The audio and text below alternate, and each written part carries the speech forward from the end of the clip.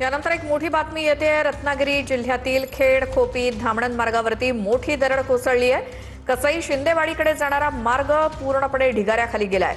खेड खोपी धामणन मार्गावरील कसई शिंदेवाडी परिसरात दरड कोसळली, त्याची ही दृश्य, त्यामुळे हा रस्ता पूर्णपणे बंद झालाय।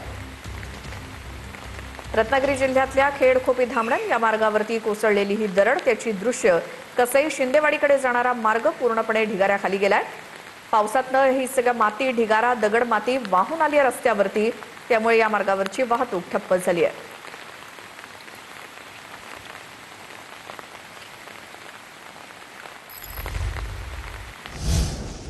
तर नाशिकच्या इगतपुरी रेल्वे स्थानकाजवळ रेल्वे रुळावरती पाणी साचलं। रेल्वे वाहतुकीवरती सध्या मात्र कोणता परिणाम झालेला नाही।